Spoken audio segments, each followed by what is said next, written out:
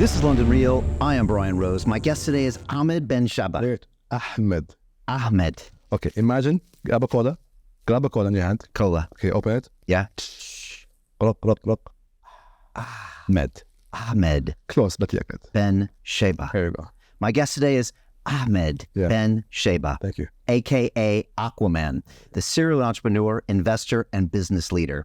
You are the owner and CEO of AquaFun, the world's largest water park located in the heart of Dubai's most popular beach that can accommodate over 1,000 people at a time and spans an incredible 42,000 square meters.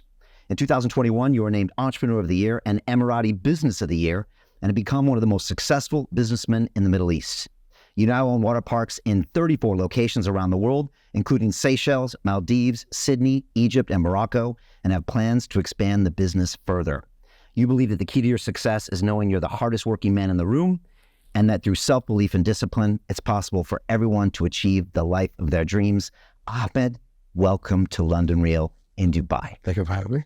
Finally in Dubai. Finally in Dubai, 13 months after I meet you. Exactly. And thank you very much for my wardrobe. We had to make sure that you are properly representing where you are. Yes. Yeah. Can we tell people a little bit about the Candora? You know, what is going on here? By the way, I feel amazing in this. I look amazing. The light is perfect to this. Yeah, this is the right color for you, actually. Okay. And you made sure I was symmetrical. Oh, yeah. I had to make sure you're symmetrically done, Max. But, you know, for all the Westerners out there, like, what is this all about? What is it symbolize? Imagine a three-piece suit. This is what you're doing. Okay. When you move this headgear, it becomes a semi-casual. Okay. So this is similar to a three-piece suit that you wear every day. This whole thing is a three-piece for us. Okay. It's the official outfit and garment for us as Emiratis and Khalijis and Arabs in this part of the world, basically. Okay. And like every design is like a different part of the region. So this design wearing is more of an Emirati design. Right. So this stitching and this collar and this tassel is Emirati. Yes. Whereas if you start going into other places like Saudi and Kuwait, it's a different design. So the difference, but you can see, this is different. Right. Yeah. Very interesting. And the men express their style through the tiny details and the perfection of their Candora. That's one of them. And either pens, watches, cufflinks, or the shoes. Right. It's very straight. Okay. It's very, unified. So you cannot show, the colors or I'm doing this color, you're doing this color, but what else you can show your status? So one of the ways is either the pen, a nice watch, the cufflinks, the shoes, the sunglasses. These are the other stuff you can add to it to accessorize it to make it even look better. Right. Yeah. Now, the first question a lot of people say is, am I allowed to wear this when I'm visiting these countries or in these countries? And I think a lot of people don't know any better, so they never ask. But I think a lot of Western men are fascinated by this, and they want one, but they think it's maybe not okay. And the principle, yes, you can wear it. It's nothing else, but it's just wear it with due respect. That's it. Just don't be an idiot wearing it. You don't go around and lifting it up and being drunk and being loud and being disrespectful. That's it. So wear it with respect, with honor. Which is, again, it's something nice. You look nice. You feel nice in it. Right. So yeah, wear it, but respectfully.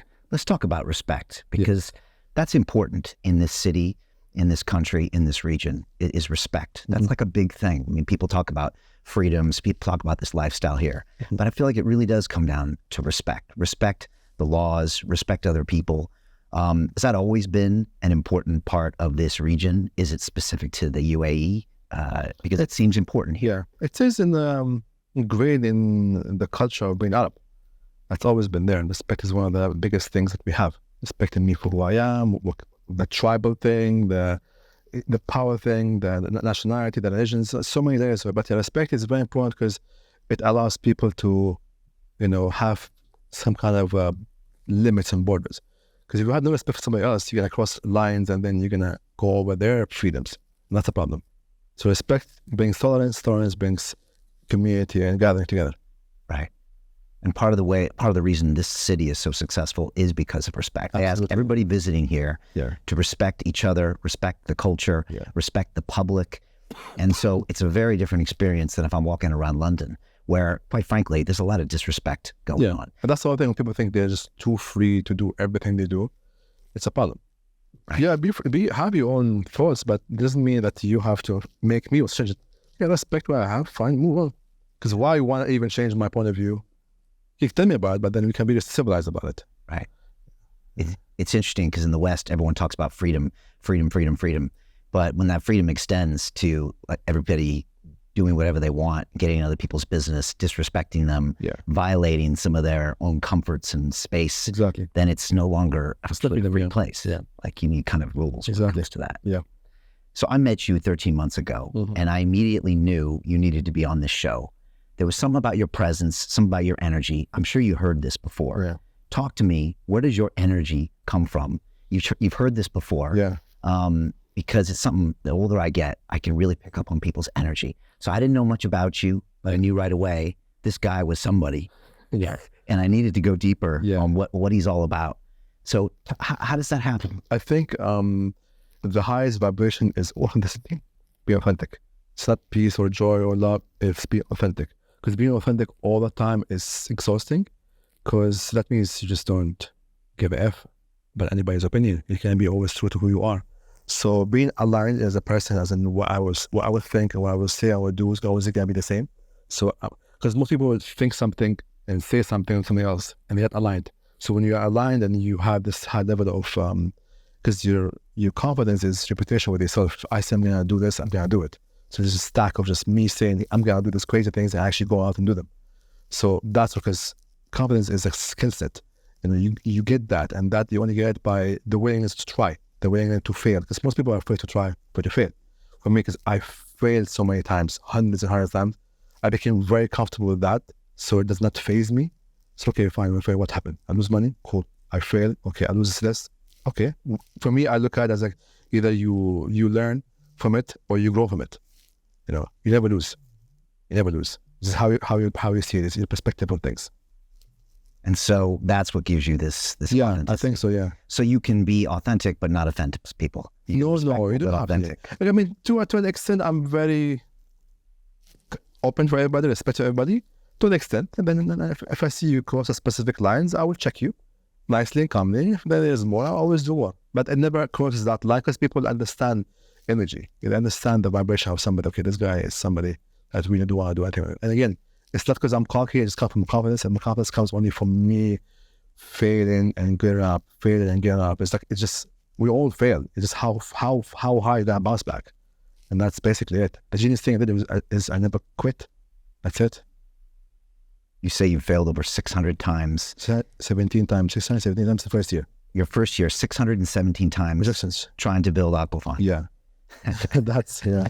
Talk to me about this journey, because most people see an Emirati with a business and they'll assume maybe it was given to you. Yeah. Maybe I'm wrong. Maybe it was. Yeah. But I mean, I've spoken to a few people that I know here and they said, no. This guy is self-made. Yeah. This guy came from not privilege and he built this. I saw a picture of you in your place of this little kid. Yeah. A little kid. And tell me about that kid and tell me about how you built what you built. And do people assume that about you? All the time. And again, I get it. This perception and generalization about, okay, you're Emirati, you were born with a silver spoon, the guy would help you, you got this.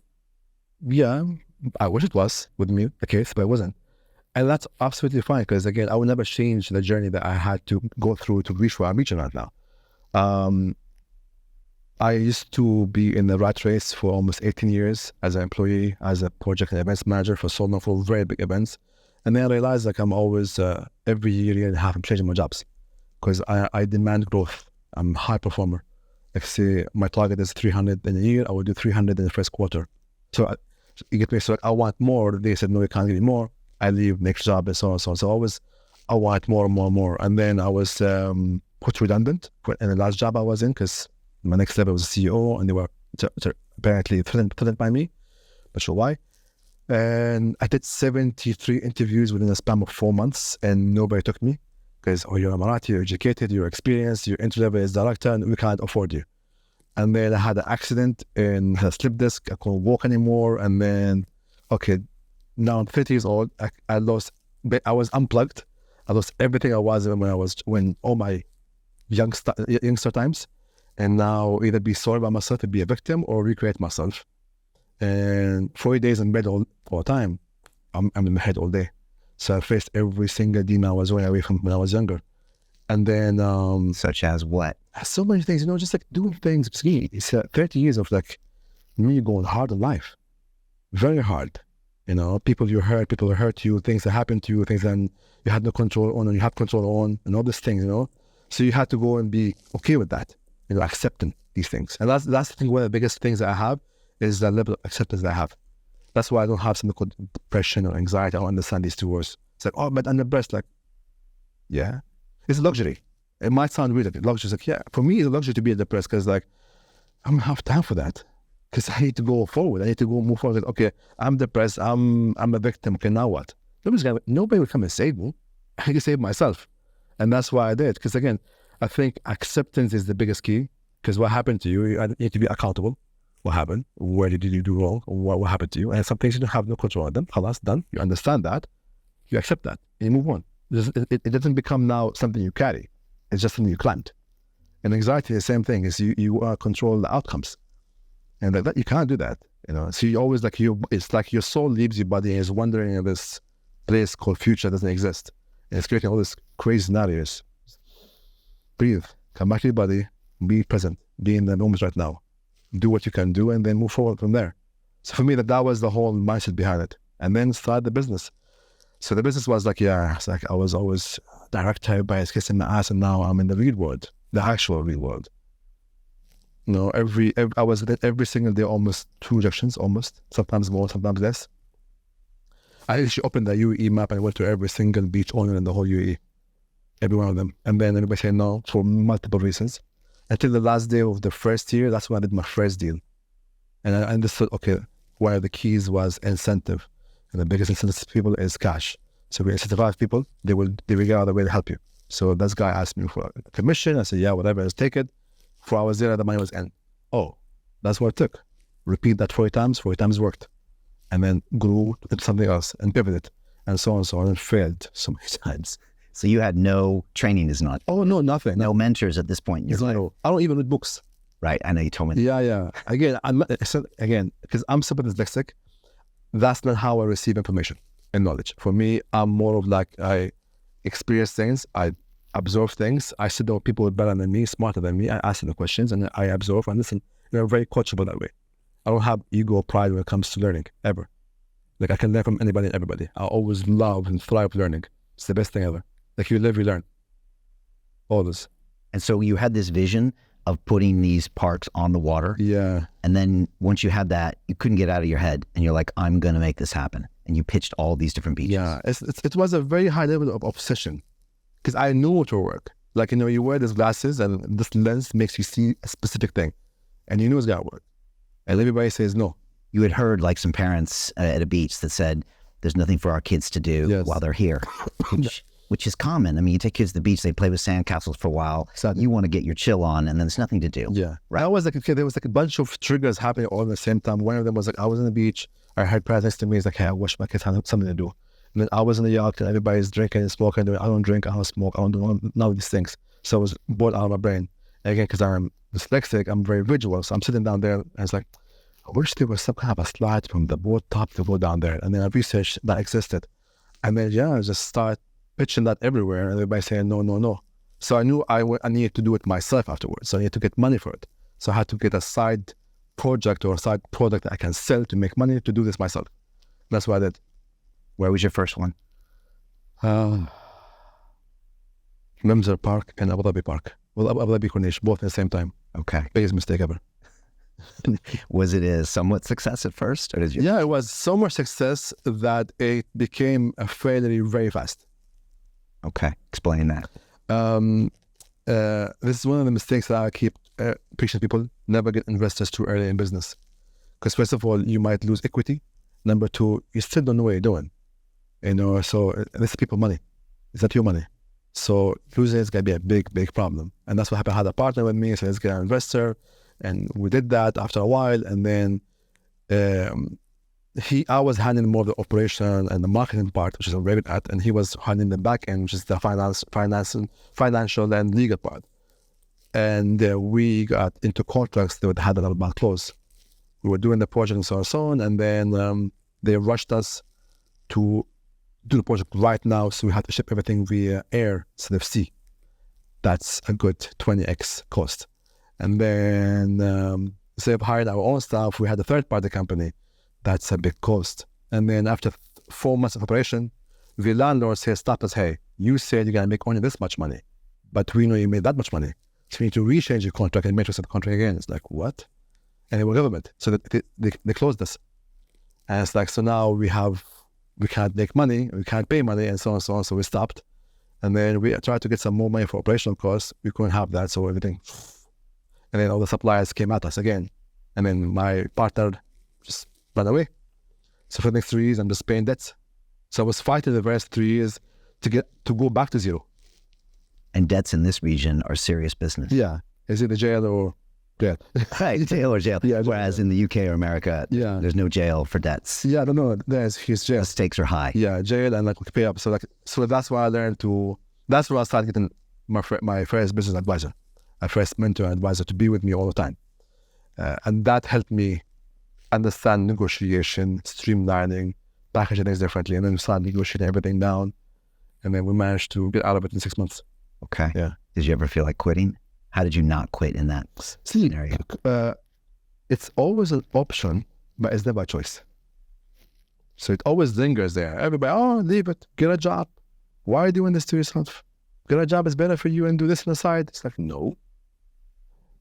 But that's the whole thing, it's like people will only give you what they think is security and safety. And again, I'm not gonna throw away my safety away from my freedom. I'm gonna be safe, but not be free. It's not how I'm supposed to live my life. And you enjoyed the freedom of being an entrepreneur. Oh, yeah. Because I can just go crazy. I can do things. If it goes good, amazing. If it goes bad, okay, now we learn. Next. So, yeah. And again, I understand money is a game. It's actually a game. You get better at it. And we understand it's just a game, and this is how it plays with it. And the more you throw it, the more it comes back to you. It becomes emotionally detached to it. Right. Because I've been broke many times. I've been minus many times. So I know it does not change who I am. The only thing changes my power of purchases. That's it. But I'm the same human being. So when you make a bunch of money, you don't let it go to your head. You don't go overboard with it. No, never. You have nice things. Yeah. But also, when you see people spending money for money's sake, it doesn't necessarily impress you. And maybe sometimes you think some people lose their way. There's new money, which, okay, again, everybody have a journey and phase to go through it. I don't judge, but I know where you're going. But again, I say again, I didn't come from money. My family was never rich. They were just normal 2 individuals, had one job all their life, very kind, very nice, very down to earth people. But I want more. I need more. I will be more. I became more. Yeah. But it doesn't define you. No. It's just something I do. How many years did it take until you could say AquaFun was a success? Also, when did the Guinness Book of World Record come as the largest water park in the world? So when the record came, I was going to go bankrupt. So I was going to actually go bankrupt due my obvious ambitions as always. So I put all the money that I had into 2 new locations. So I purchased the stuff and there was some money left to just pay for it. And then 1 week before launching, both locations said, we don't want to do this anymore. I just purchased. It's been 4 months since we spoke and agreed. What the hell? It's okay now either, and the factory is asking for more money and I don't have it. Now I have all these assets that have nowhere to go and no place to do with it. And all of your assets float. Yeah. And they're just in the warehouse now. So, okay. So it comes back to a very important relationship is my relationship with myself. Because I always ask people, what's the voice in your head? Are you your best friend or are you your worst critic? You can't be both. You cannot be. Either you're your best friend or you're not. There's no between. And I am my biggest hype man inside. Like, me and me, high fives all day. But that is an important relationship because there's no self-doubt or self-hate. So I got the news at midday. I didn't react to it. And that's, again, something I've learned, not to react emotionally to things. Not to react to it, went to see my family, went to the gym, had my dinner, and then, went to bed. And I went to the bed with the intention, I'm going to take this negative situation into positive, into time 3. And then I think within an hour, I came with the idea of, I have this, why try to recreate the wheel? I have this location already. Let me just, say up asking for permission. Let me ask for forgiveness better. Let me do it. And then if you stop me this time, at least it's done. And that's what I did. So I put it together, and that literally was before the expo. So, what can we do? That's right. I love Expo 2020 Dubai. And because just like a month before that, Saudi Arabia broke the record. And I said, okay, I need to break that one too. So, okay, I made sure I'm bigger than them. And then I put that in, and then we got the record. And then literally a year later, they realized I went bigger than board. They stopped me. So that's the whole thing with the whole, like, what? It's like, yeah, just do it. Till they find out. When they find out, oh, I'm sorry, I didn't know, but you did what you did. So that's what I did. Yeah. And that turned it around. Yes. And so within that same month, I got the Guinness record, I got the Entrepreneur of the Year, my Business of the Year, and the CEO of the Year, all in the same month. Because I just felt like it. And I knew it's going to happen. Because nobody could outwork me. And that's fine. And then you knew you had it. Oh, yeah. No, because there was, everything I do is manifested, everything is attracted, everything is done. There's no room for error. Because we put the work already there. The job is done. We just receive the outcome now. Talk about that manifestation. You say that you stay away from any bad energy sources, anybody doing thing with bad energy.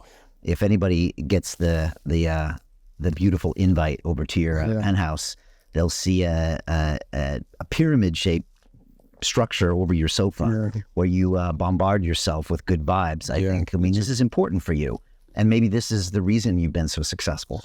Again, it goes back to the first thing, being aligned. That's a very powerful thing. If you understand the power of what your words, you will not say anything. If you understand the power of your thoughts, you won't think anything. If you understand the power of your presence, you won't be anywhere. So I'm never going to be in a place that the energy is off, or there's so much alcohol, there's too much people. I'm never going to grow and evolve in that place. So I just withdraw myself. I'm a tree, I can move.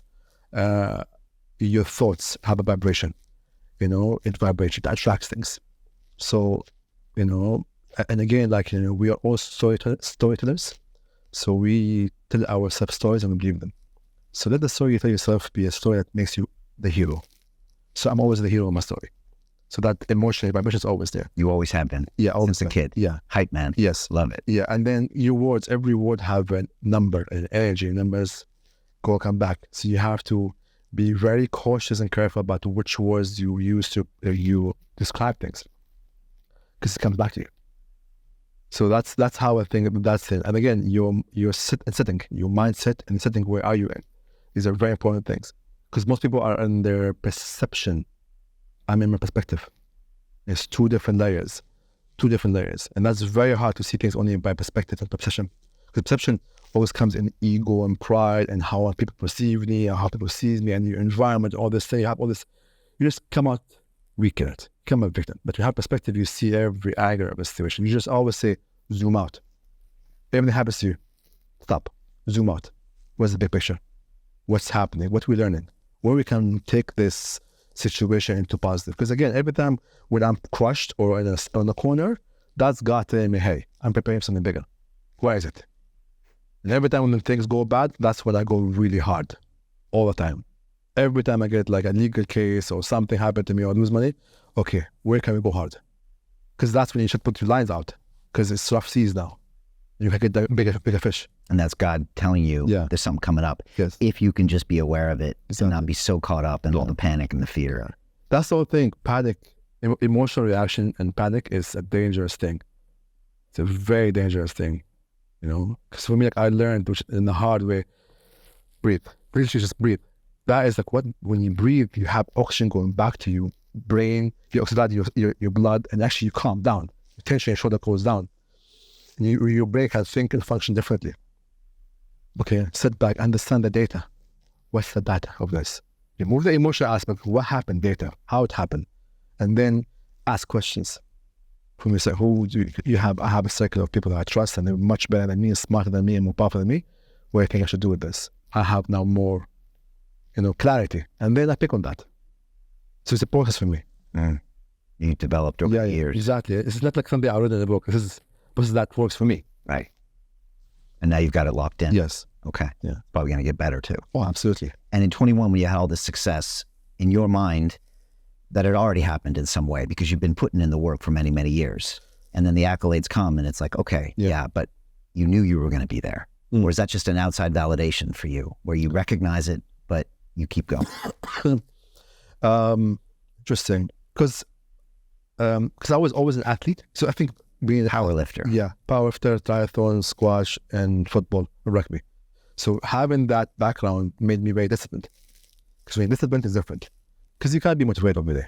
It's impossible. You can't be inspired. You can be inspired over a period of time. I'm inspired to do this for over a week or 2 weeks. But being motivated is very hard. By being disciplined, will get you through it. I'm having a good day. Because I always speak about this. I did a 57 months of not a single day off. So I'm talking about every day, 57 months, I'm doing 8 to 20 hours. That's the average. No days off. No weekends, no holidays, none of that stuff. But that's my way of doing it. Because I remember when I had the office before, I was sitting in the office till 4 a.m. And when I go downstairs, if I see a car downstairs, I get angry. Who would be outwork me? But then I ask security, no, this car is broken. Okay, good. Because I don't understand somebody doing more than me. And then I realize, okay, let's be smarter with this. Let's be, how do you move the needle further with less amount of work? So you did realize maybe that's not sustainable. Yeah. Maybe you don't have to work 20 hours a day. Yes. To do what you need to do. Yeah. Okay. So now you do it more efficiently. Yeah, much more efficiently. Okay. But I still happily clock in 100 hours a week. No problem. Okay. Happily. Right. Like, it never scares me. I enjoy it. But you also say you could take 3 months off if you wanted. 4 or 5 months, no problem. Easily. But that's the difference. Because again, here is a very interesting point of view. Most people are, how to put this, the word entrepreneur is thrown everywhere. It's a sexy word now. But it's not. You're aware of that. It's not. It's like longer hours, lonely, hard as hell. And I always feel like, you're not an entrepreneur, you're self-employed. Because if you leave your business for the next 2 weeks, you block. You block again. Can you leave business for a month? No. Because you are the business. So you're just self-employed. So don't give me how entrepreneur. That's the first question. Can you leave business for the first month? No? Okay. 3 months? Okay, fine. If you could manage to leave the business for the next 3 months, will the business continue going the same line, or is it going to fall down, or is it going to go up? And that's what comes to me, because now I have learned to delegate. That's the hardest thing, because you had the founder syndrome. Yes, you're the best you can do this, obviously, but then you're going to be still a one-man show. And that's because for a long time, I was the person handling social media, shooting the videos and the pictures and editing them and sending them back and doing the marketing and I was doing it myself. I had other stuff, but I was doing most of that. So, okay, I have to get all that jobs, other people. So now I have the space and time to do this and do other things. So now you are officially an entrepreneur. Much more, yeah. Because you can leave for 3 months. Oh, yeah. Because now we have systems in place. That's how we have to have systems in place. The procedures of every single situation. You have people that you empowered. Okay, I don't have to even be involved in any day-by-day business because you do it. And then have another team whose their job is to get the evolution and growth and education, so on and so on. So you have all that happening, so the business continues going and growing at the same time, even if I'm not there personally. And then again, it's by using the phone. You have a phone. You don't have to be physically at the work anymore. You're smart enough. What is AquaFun? How do you explain it to people who have never been there? I went there with my kids a couple weeks ago. They're 6 and 7, and we had a great time. Yeah. But it's a workout. And by the way, we hit both unicorns. Just saying, both unicorns. Well, we went the whole way. And my 6-year-old, honestly, he became a little bit of a man that day because he was panicking. He's floating around in the water. He's like, I want to go home. I'm like, we're going to that second unicorn. And we were up there for 2 hours. Yeah, I know. And the rest of the day, we were all buzzed because everybody was really proud of themselves. Yeah. Because, it's fun, but it's also, you can take it wherever you want. It's a workout. Yes. That's exactly the whole principle. So I'm in the business of creating happy memories. Okay. So that's the first layer. So all the social media is all real people having real fun, and we documented that. Nothing's fake. So in Arabic we said, ألعب ظهر, ألعب صدر. ألعب means I play. So I'm working. So I'm not working out. I'm playing chest. I'm playing back. So it's playful. Shouldn't be a work. Should be play. Okay. So for me, how do you do an outdoor workout but without knowing it's a workout? So if you remember, everything in the world of practice is a functional movement. It's all functional movement. The monkey bar, the rope, the climbing, the steps, it's all functional movement. Even walking on the floaty thing that's moving. That's core. Yeah. That's core. So it's all functional movement. And again, I use psychology of colors. So the colors we use are very happy colors. So you don't feel that you are working out. And then you're under the sun, you have vitamin D. I always advise come with your friends and your family because it creates new emotion, new memories. So it's all these layers combined together to create that one. That's basically how it worked. Yeah. Wow. Okay, I didn't realize there was that much behind it. Yeah. But now it makes sense. Yeah. And there's So like, experiences, look, hey, this is this. So it's all this is like passive things that are there, but it's not in your face. right. It's interesting because my older boy, Caden, he was 7. He went ahead. He went up like a big water slide himself, slid off that thing. He was like swimming ahead, and it's kind of like little bits of open water. And I'm like, wow. And then the younger one saw that. He's coming with me. And then some things are hard. Like it takes some strength, some upper body strength. And again, it's a very interesting way for me to know people. Okay. Because like you know their mind power, willpower from that. Because you'd be surprised, a lot of people will quit too fast. Oh, I can't do this. So, okay. I always say, don't think, just go. What's the worst case scenario? You fall in the water, you already wet anyways. Yeah. That's it. So I always put it that way. What's the worst case scenario? You get fall in the water, you have a life jacket, you're already wet. Go, try it. It's true. Yeah. And that's what I was thinking. I was like, you fall in the water, it's actually kind of nice. Yeah, that's it. You float, you get back up. So like the consequences are low. Exactly. Which kind of got me to keep going. Yeah. And then I was like, okay, this is a physical challenge. Let's see. But see, what I'm doing is nothing new. It's been done before. But what I did is I created a brand behind it, and I made it very big. So just made the whole package of that. So we make sure, for example, our Google reviews, we have 4.9 stars with 4,100 plus reviews. That only comes in because you have the right quality control. Right. That's in Dubai. Yeah, in Dubai. Wow. That's unheard of. Yeah, that's crazy. But that comes only because you have the right team that I've picked up, and they do a very good job with it. And again, it was a very simple thing. Again, I always use everything I don't deal with things as we are objects. We're all human. What will other human want to feel here? So for example, this is a very simple hack that I use. Reviews and tips. So instead of getting my staff to go after a customer to give them a tip, hey, do a good job with the customer, and when you finish, let the customer give a review and mention your name in the review. End of the month, every review you get me, I get you this much money for it. So now the staff is doing an extraordinary job. The customer is getting an amazing service. I'm getting amazing quality reviews, and my staff is getting tips directly from me. Everybody wins. It's a very simple hack. Yeah. Everyone is kind of an owner in that sense, right? Exactly. Right. Yeah. Which is pretty novel. Yeah. And this is how you maximize the reviews. Like how? That's how I did it. I didn't buy it. I just got the people to do it for it properly. And you've got these water parks that float Yes.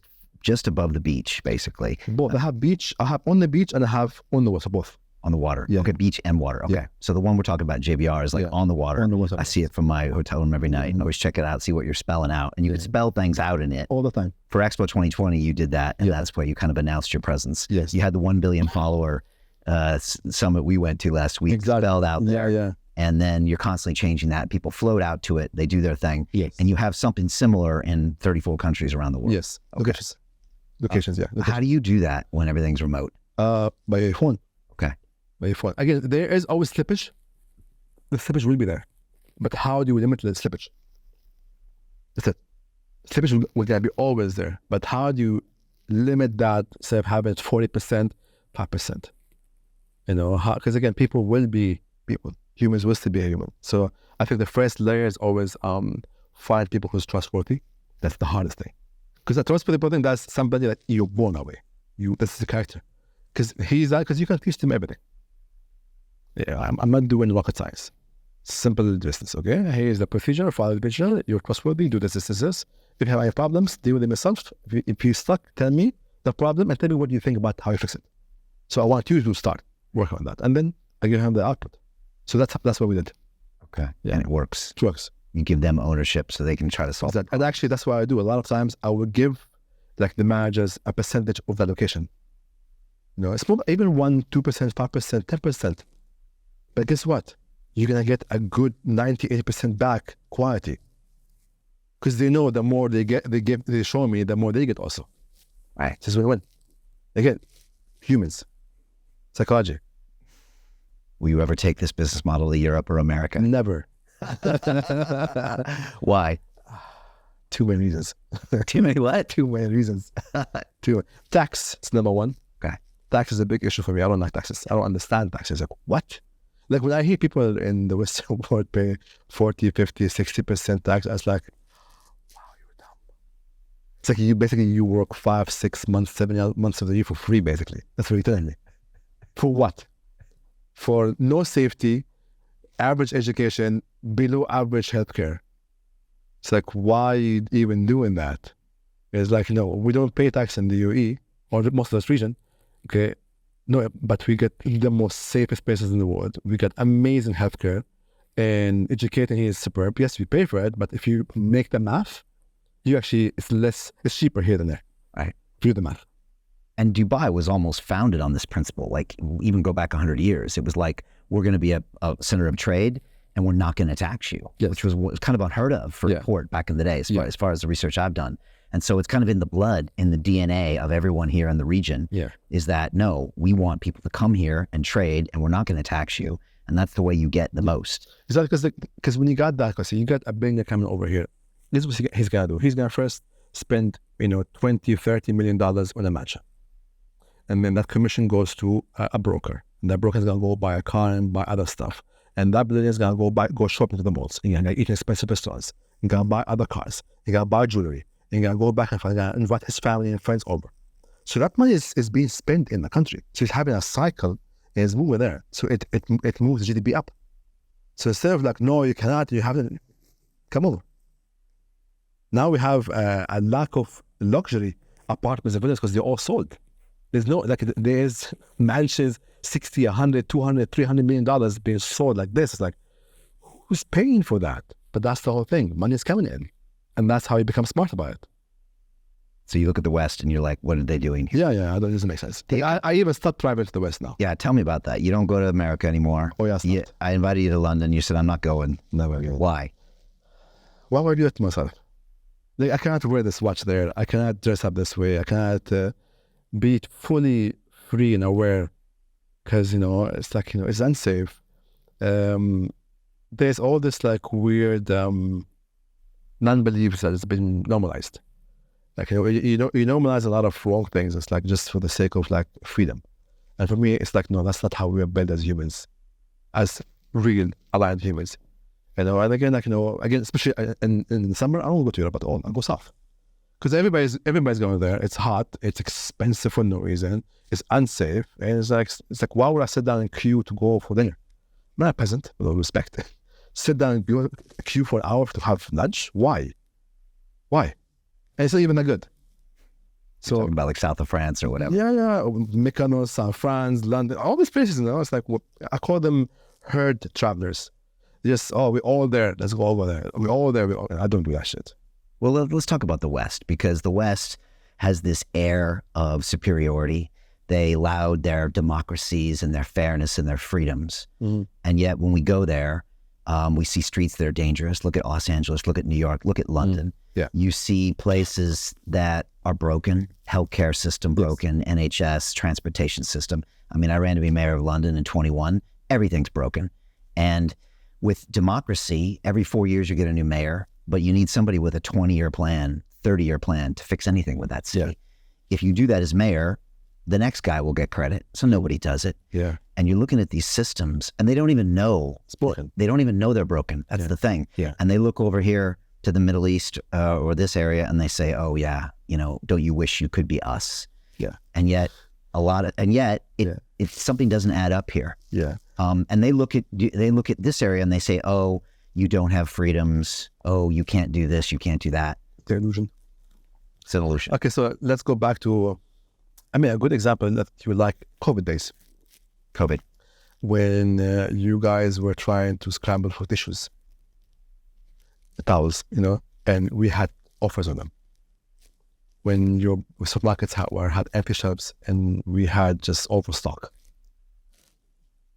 Okay, when we had low mortality rate and you didn't. When we could build a 3,000 field hospital in 48 hours with every single thing in it, with doctors and machinery and nurses. Not even been used. Again, see again, how is this working for us? Because again, yes, I understand. Again, in this part of the region, we have a monarchy. And this monarchy works.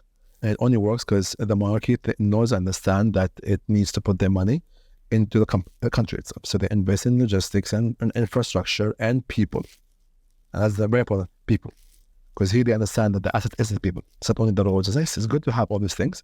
But so we have every year something called the Government Summit, and we have the leadership programs. So every year they graduate almost 200, 400 people who are made to be leaders.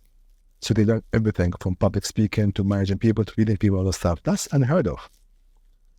And the sequence from having a thought into a law that improves people's lives is very fast here. So the rulers here are very in touch with everything. Like the mayor of London can't drive in London alone in his car. He can't walk in the mall. Ours does. So again, that's the difference. Feedback's very important here. When you land in an Emirati plane, within seconds, they're asking, how was the meal? How was the flight? How was the entertainment? Every government organization. Because they judge on that. Because we have a competition on your rating. So they always announce the top 5 and the lowest 5s. And lowest 5s will have almost, I think a month, 2 months to improve their grading, or they all get fired. Okay. So it's real. It's very competitive. Right. It's all about the customer experience. Yeah, yeah. I always say this place is run like a business, not a country. Some people say it is a business. It is a business. Right. You're an entrepreneur. Yeah, so you it is a business. Yeah, yeah. We understand that it's a business. And that's how it works. I think you said once that most monarchies don't work. Yeah. But this one does. Yes. Why? Again, because they understood, because when they were young, they traveled the world and they saw how Singapore is doing it, how London is doing it, so they took ideas from everywhere and they did here. Like downtown is done by Singaporeans. They got the best brains and people in Singapore, they did it for them. So again, like, okay, we have the money. If you want to do this, let's do it. So they bring the best in the world and let's do it together. And again, it's constant improvement. They stopped working, we changed. Like literally, I think last week, they've changed 4 heads of 4 big government entities because they were not doing very well. There was complaints about them, moved the actual chairmen. That's big. That's big. That's huge. Yeah. Most people have government jobs for life. Yeah, well, that's what thing. You're not doing your job well. Next, because you are here to serve. So constant improvement. Yes. And where does this big dreams come from? I mean, again, tallest building in the world, the Palm, it's like the most man-made created, beachfront in the world, and one after another. Where does that come from? It comes with the mentality of why not? And why be the first now, not later? Those things. Because again, the biggest inspiration here is our president, Mohammed Rashid. So he is the one who always talks this way. So if our president and leader is doing it this way, then we should follow that way. That's why. And he shows by example. So again, when I did Against Rocket, it was purely because I'm Emirati, I need to be the number 1 in the world. I'm not going to be number 2 or 3 or 4 or 5. I have to be number 1. And if somebody tries to test it, I'll go bigger. Simple as that. Seeps down to the culture. Yeah, it seeps down, yeah. Because again, it comes from that part, and the other part, because I was an athlete. I have 69 gold medals. I do not understand number 2. It doesn't make sense. Like nobody remembers you were second in the championship. You remember who was bronze in the Olympics. You only remember who was a gold medalist. Because that's where you get announced for. Gold medal. Number 1. First. Biggest. So yeah. And now you have a leader with a 20, 30, 40, 50-year vision who will be in power. And then he belongs to a family that will continue that vision forward. All of them this way, yeah. So they're talking about 2070 plans. And again, look what they've built. I mean, this country was born, I think, the same year as me in 71. There you go. And there you go. I mean, you've probably seen the massive changes growing up. Absolutely. What is Dubai like now versus 10 years ago versus 15 years ago? I think the dramatic change happened in the 2000s. In 2006, 7, 8, that's when we saw huge growth. It was ridiculous. Like there's a whole community that was just popped up from nowhere. Dubai was like a rolling door. So much people in, out. Everybody was making money. It was crazy. And it's like, just like, they come up with the craziest ideas and they do them. Crazy ideas and we do them. Let's open internet city, media city, maritime city, all these kind of things. Like what? And we're doing them. So it's like, okay, which field do you want to take and become that guy? So it's very, very interesting. Yeah. And the thing is that it's a very interesting mindset of how people come in, because a lot of people come in here. Other people who've been here for 7, 8 years haven't met a local because they're lazy. They just do their own things they used to do back at home. So you finish work, they go to a pub, they go to a club, they do all those nonsense. Like, do you actually want to understand and learn? And other people who comes in and immediately get immersed in the culture and try to learn Arabic and want to convert to Islam and do all these things. So it depends who you are in a sense. Because also a lot of another side of Dubai is like people come here either to make money or to be given money, or they are running for something back home for a new beginning. And Dubai gives you a place to a new beginning. But the issue is like that because there's no tax here and there's so much opportunity, you can get money faster, and sometimes trash can be class. People come with this, oh, and now I have a Range Rover, I'm better than you. It's like, calm down. Baby, calm down. It's funny for me.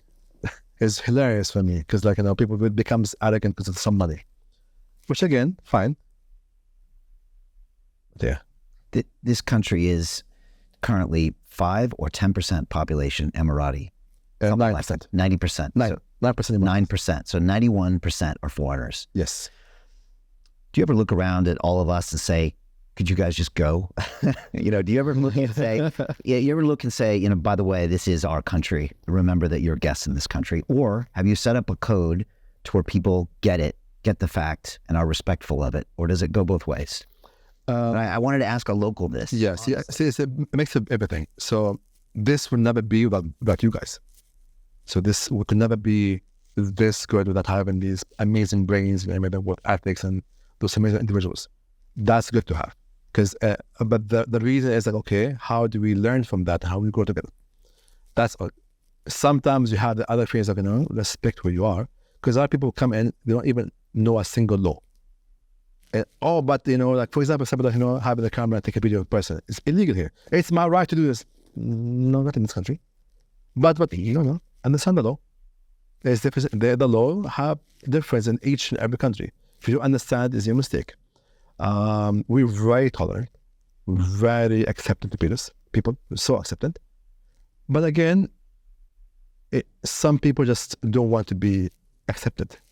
Some people just want to be different, and you just want to have that, I want to just talk shit and that's it. And for those people, good luck. They don't last long. No, because again, you start talking nonsense, they find out about you, they grab you, they give you the first warning sometimes. If you set yourself down, good. If you don't, then you get deported. Problem solved. Again, the place is done. Come and have a good life. It's built for you to have the most amazing lifestyle in the world. You're safe. You have the best restaurants in the world. You have the best, everything in the world. Why would you want to jeopardize that for the illusion of, speaking your political point of view about some bullshit? That, again, your point of view will not even change the outcome. It's just hot air. What are you doing? What's the outcome? What's the ROI on that? 0. Negative. Doesn't make sense to me. Yeah, it's a really interesting perspective. Yeah. Because people will come here, or they'll look here, or they'll see me here and say, well, Brian, you don't have freedom of speech. And I'll be like, oh, well, do I have it in the West? Yeah. No? You've been blocked so many times. Yeah. You go on live and this happened to you. Yeah. What's freedom of speech of that? Again, certain things as this. Again, what is the public learning from it? Yeah, certain things are a bit sensitive. I get it. But overall, there's very fluid lines. Respect them, you're good. Don't talk about religion, politics, and some other sensitive things, you're good to go. And there's so many topics out of the world that you can discuss and enlighten people with, besides just being loud for no reason. I talked to Dr. Marwan about this, and he said, like, the whole concept of, the rules here and the police presence, it's engineered to be just this soft power. He's like, have you ever seen a police officer? I said, no. He's like, have you ever seen any type of hard power exerted? No. He said, but when you need one, they'll be there. And you don't see people breaking the law, because when they do, we let them know. And so you're in this kind of a warm bubble of safety and order, and it becomes quite addictive, and it's quite subtle, See, what's the very important word there? Soft power. We are ranking top 10 in the world, soft power. For example, when like a big influencer comes in Dubai and do a big charity drive on YouTube for 48 hours to make $10 million. This was happening. He is being placed physically behind a backdrop of Burj Khalifa. He's in Dubai. So now, indirectly, you relate that goodness is happening because of Dubai. So soft power, we are very good in soft power. It's science. It's a very powerful science. When I did my water park and I've changed the word to said watermelon. because I wanted to stand up for a case that I care about. I don't believe that people should be killed, murdered in the way it was. So I couldn't say anything. So I spoke to my people in the media office, because good friends of mine. Hey, I want to do this because everything I do. Because again, because I have a location that is very sensitive. It's one of the prime locations in the country, and it's be seen. So okay, I want to say ceasefire. No, Ahmed. Stop the war. No. Gaza. No. Palestine. No. Watermelon. That's smart. What did you say? Watermelon. Watermelon. Yeah. Because the colors of the watermelon is the same colors of the flag. Okay. And I did that because supposedly for a while before, using the word Palestine or the other words, the algorithm would block it and shut it down and not give you use.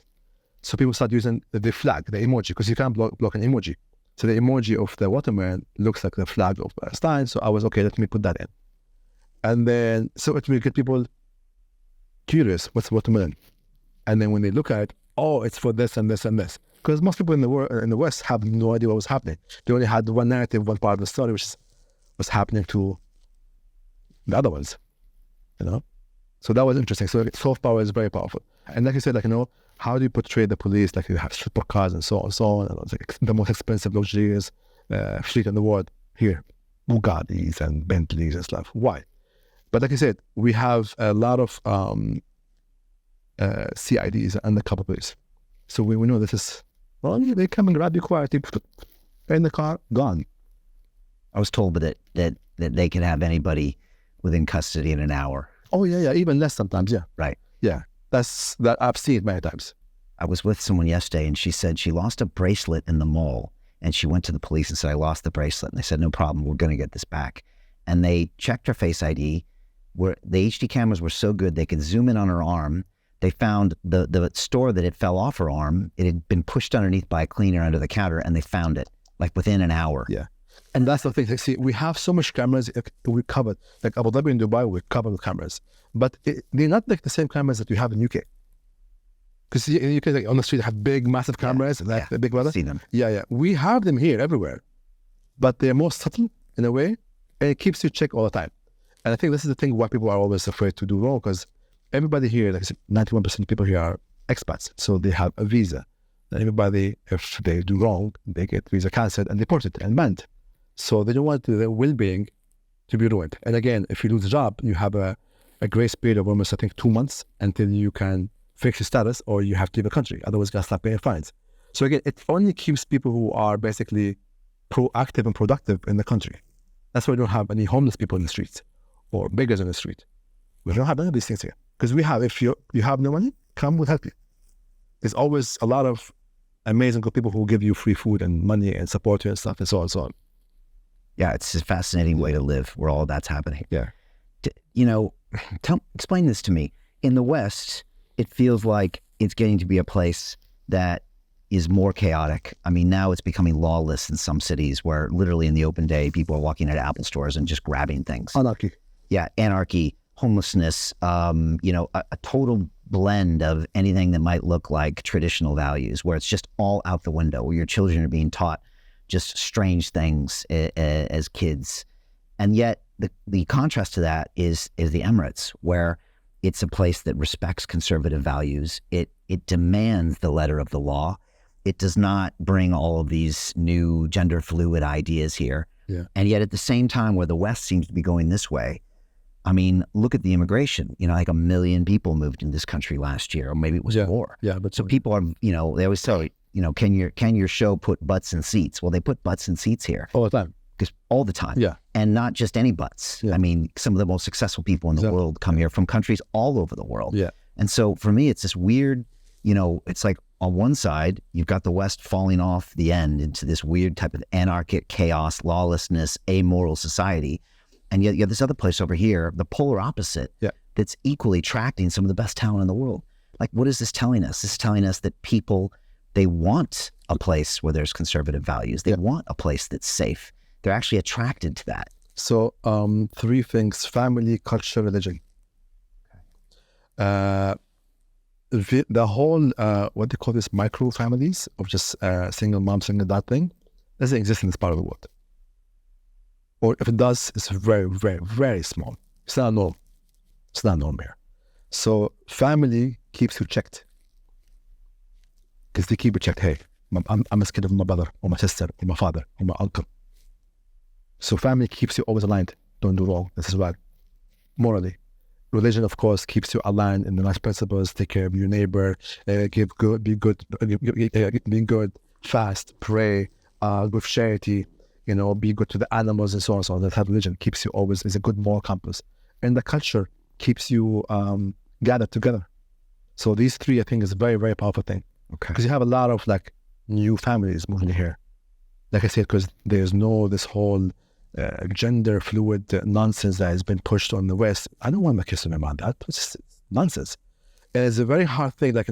I personally try to figure out how to even do homeschooling. Because again, there's somebody, a stranger, sit down my child for 7-8 hours every single day, teaching them things that I might agree or not agree on. That day I was having a conversation with my daughter who's 4, and I'm arguing with her about the color pink, because in Arabic could be wardi or zahri. She's been taught zahri. I'm telling her, but also you can say wardi. No, zahri. It's she's only 4. I personally never put my daughter into university. Never. Maybe high school. By the age of 9 to 11, we open a business together.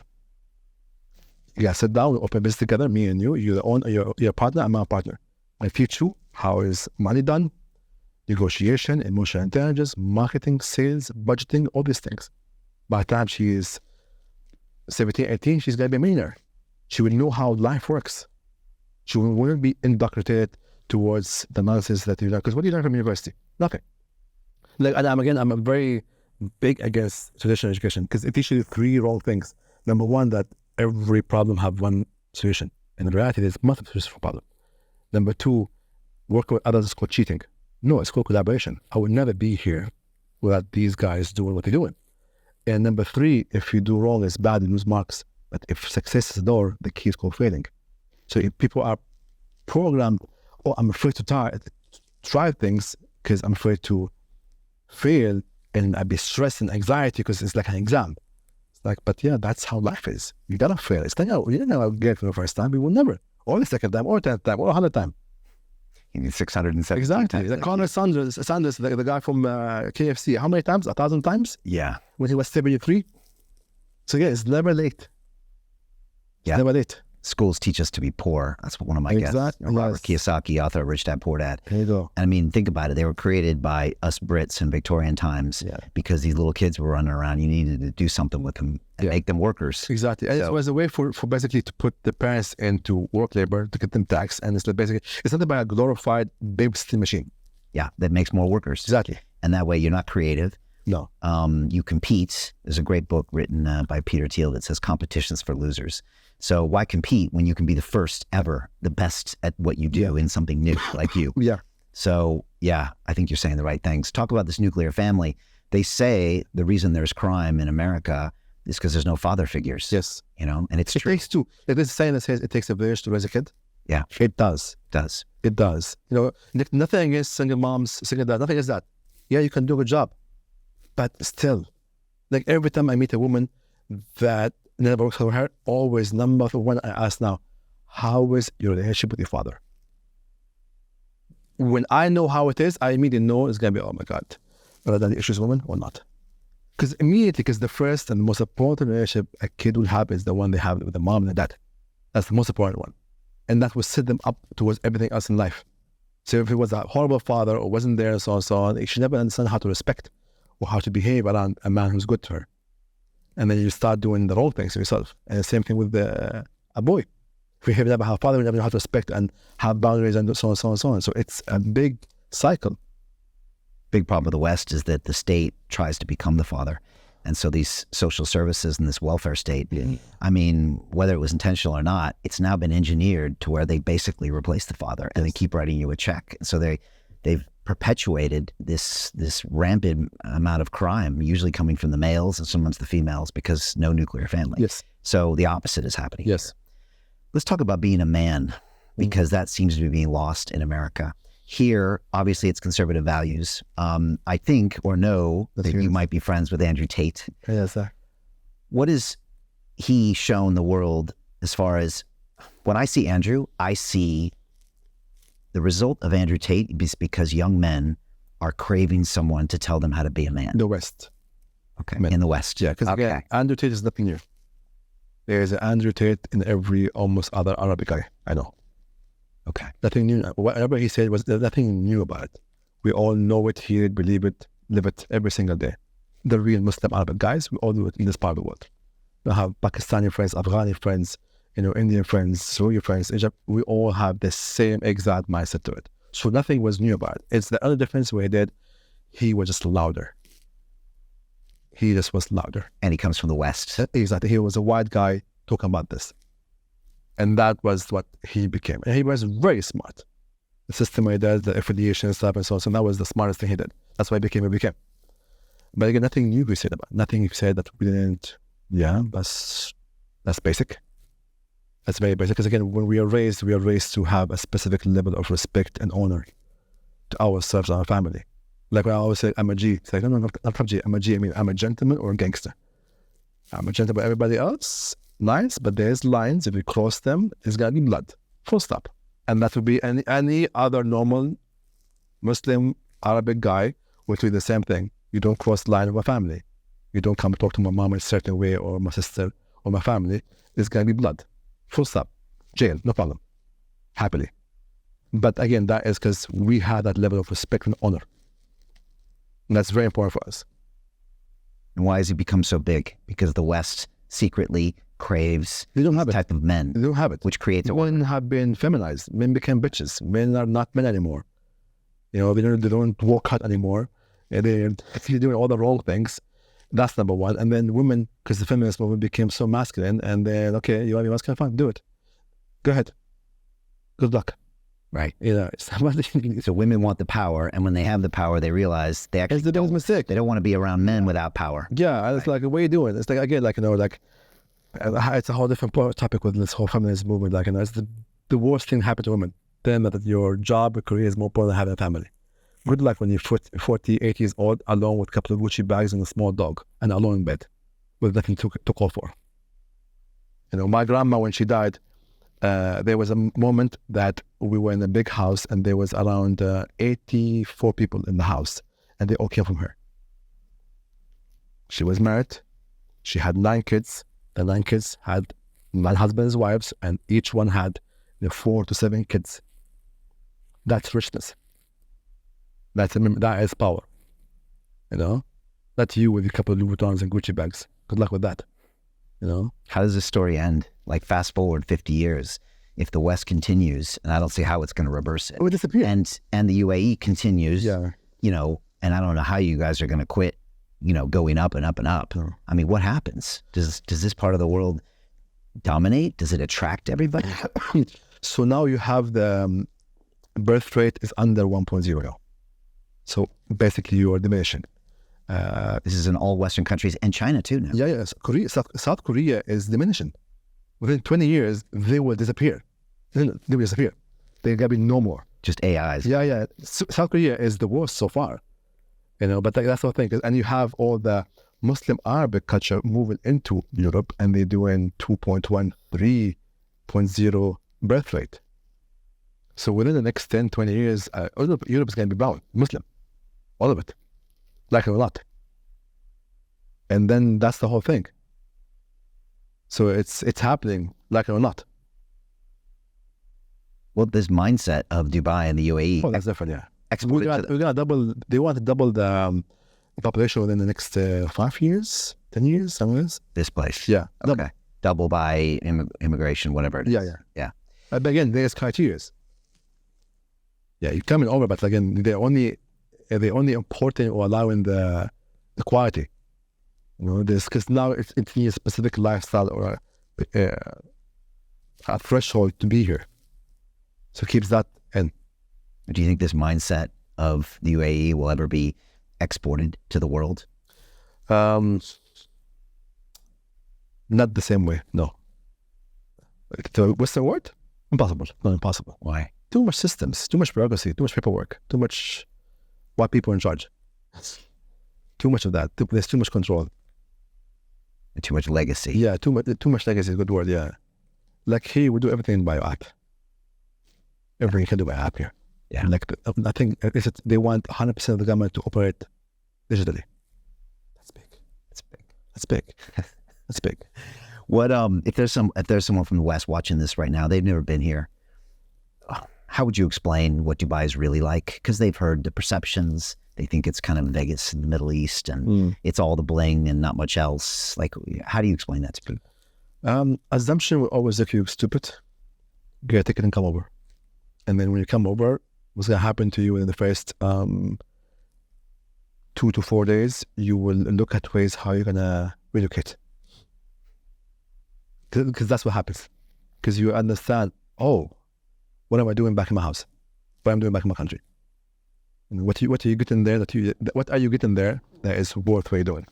Well, I'm making this much money. Okay, you can make it somewhere else. There's always some kind of financial vehicle that we can create for you to move yourself. No. Okay, what are you doing what is so amazing back where you are that, okay, the only thing here, maybe in the summertime it's too hot. But guess what? You are central. 4 hours from here, you can go to at least amazing 50 countries. So there's no problem with that if you're making money. So again, like, I remember when I was in the States, and every time I go to the States, I always have big altercations and arguments because the level of ignorance that they have there. Because again, most people, 80% of people don't have even passports. They have it in their own town, not even a state. Because America is a lot of countries in one. And most of the educated, they have no network knowledge. Zero. They have zero network knowledge or general knowledge in a sense. And they haven't left, they haven't left where they are. And I was there and it's like, I remember one time I was in Houston, Texas, and I had this big argument with this redneck guy. This is back in 2007, not 2008. Where is Dubai? It's like, what? It's in UAE. Where is UAE? It's like next to Saudi Arabia. Oh, don't you guys still live in tents and travel with camels? I lost my shit. So what? So I had to educate them loudly. And then I was scored out, but it was funny. But that's the whole thing. That's the illusion they have. Even though we have more Bugattis in the whole country. But yeah, that's the whole thing. Like, they don't understand that it's just different. It's not what you see on TV. And yet more and more Americans are moving here now. They're trying to. But the issue as an American, you get taxed everywhere in the world. So you got to give away your passport. And doing the passport, you have to wait 2 years. You have to pay advanced tax, which is like, what? But there is ways around it, of course. It's ways around it. Yeah. Because that's the law. The law is made in a way there's much loopholes. And you want the talent here. Yes. That's the thing. Yeah. This country wants the talent. I met so many people that said they came here for 2 weeks and then they never left. You came for last day and now you stay for a month and a half now. Yeah. And I'm really thinking hard about how I don't have to go back. Because I know, look, I live in Shoreditch in London. It's kind of one of the edgier areas. Yeah, the outside. And I came to work 2 days before I came here. Yes. And there were police cars everywhere and police tape up everywhere. And I finally went over and I was like, what happened here? And they're like, somebody was stabbed, the night before. And they were there for 2 days. And, then there's a homeless person here. And then there's all these things. And I'm like, well, why am I here? Yeah, why am I doing this? Yeah. Why? Here's an interesting one. Be where you are celebrated, not tolerated. You are not a tree, you can move. I think that's a very powerful statement. Because again, you are celebrated here. You can do much more here. There you just tell, oh, this guy. There's a balance of things. And again, you get more bang for your buck here, I believe. I always joke that everyone seems to be working for the Ministry of Tourism here. Yeah. Because everybody tells you to stay. Yeah. And, I always say, like, Elon Musk doesn't advertise Teslas. He says, just make the best car and people will buy them. And that's what this is. This is the best product. Yeah. And so your customers talk about it all the time. I'm sure you do the same thing. Exactly, yeah. But again, you've experienced it. Yeah. You've experienced it. You already live in Puga. You experienced it. Like, next 2 days, we're going to have dinner in this new place. You're going to see. And again, one more thing, important thing, access to high caliber individuals is much easier here. So access to ministers, top entrepreneurs, CEOs is easier here. You don't have to go through the cycle of I'm going to email you and send you a letter and so on and wait. Here, hey, do you know this person? Yeah, just meet you up. Done. You know this. Yeah. So that's very powerful. Like, remember that day we went together for the event? Yeah. The amount of people we saw. Yes. That is something you do not get anywhere else in the world. Yeah. It's true. Yeah. I met Dr. Marwan at the GITEX. Yeah. I was interviewed 2 days later. And then a few months ago, he gave me a golden visa. And he's like, you're done, Brian. He got that done in days. Yeah, exactly. And Marwan is a very high caliber man. Yeah. Yeah. Amazing human being. But you see how he is top government individual, like down to earth. Yeah. You know, we were backstage in that event, so much big, you know, content creators and so on, chatting with them, just so normal. But that's the whole thing. You do not get that access when you're outside. No chance. Yeah, no chance at all. No chance. Yeah. And there's a lot of culture here. I think that's a lot of people don't understand. I mean, there's so many people here. Yeah. There's so many different types of people that have been here for so long from lots of different countries. Yeah. There's tons of pockets. Yeah. What's next for you? What's Ahmed doing in 10 years? You know, because I do mainly, literally, I think it's maximum 2-year plans. That's like maximum what I do. Like I have the macro plan. I know what I'm going to get.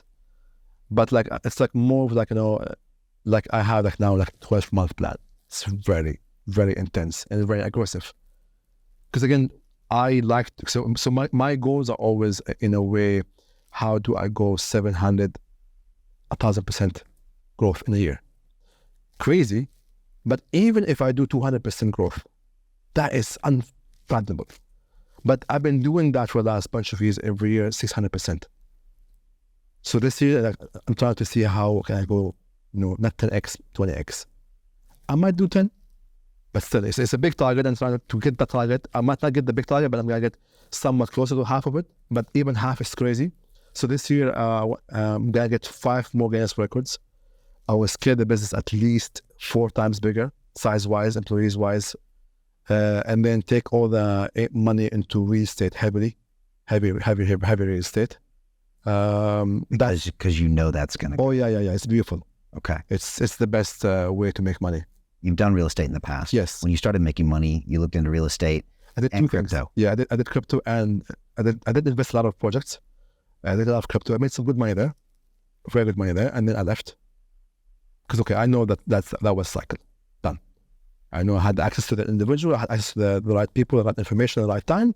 I made the money, I left. I wasn't greedy. I was like, okay, enough. Because greed is the most dangerous thing. That I took the money, invested in a couple of projects. Some disappeared, failed, scams, and some went very, very well. In real estate. Real estate is the long-term goal always. It's good. It's very good. And it still is. Oh, yes, always. Will always be. When I hear about the plans for the future, I'm just thinking, man. Yeah. With all the developments. And all these things. Simple math. Again, any idiot can do it. Just get some money in the beginning. Right. It's really not that hard. It's a simple thing. Okay, let's do some simple numbers. You buy an off-plan apartment. Let's say you pay $1 million for it, okay? You need to pay up to 40% of it. So that's $400. That's when you can go inside. That 40% will be around year and a half, 2 years. Okay, 2 years. In 2 years, you pay that much money. In that 2 years, you can sell that same apartment for 1.6, 1.8. So now you made almost a good, how much? 80%? No, 180%. Right. Yeah, exactly. You take that money, you get another 3-4 off plans. Now you'll be doing more. Or you can continue having this up and then you go holiday homes. That rent money covers your expense for it or the mortgage for it and so on. And you just grow from there, it becomes income. You do more of that enough, you make a lot of money. Passive money. Untaxable money. You know, be smart with that. That's it. It's not that hard. These are people who want to rent and the people who want to buy. Be the 1%er. It's a choice, basically. What else next for you? Gonna have any more kids? Finding a woman is the hardest part. Finding the mother is the hardest part now. That is the most impossible part now. Yeah, it's very hard. So maybe. I'm not against the idea. Okay. I'm not against the idea. And looking into the future, safety is a huge, important part of this region, of the UAE. When this place is safe, it's going to the moon. How much is that a concern in the future? Because as Marwan says, you live in a tough neighborhood. I know that's a huge priority here, obviously on a micro level for the locals, but even just regionally. Is that a risk? Is that something to be concerned about, or is the UAE very vigilant about that as well? Again, leaders. So now our passport is number one passport in the world. We have access to more countries in the world than anybody else. Okay, so I can go to almost 190 countries now with no visa. That means our what they call it, foreign affairs are on check. Right. So when you have a very powerful political, diplomatic, people in the country, that makes things work very well.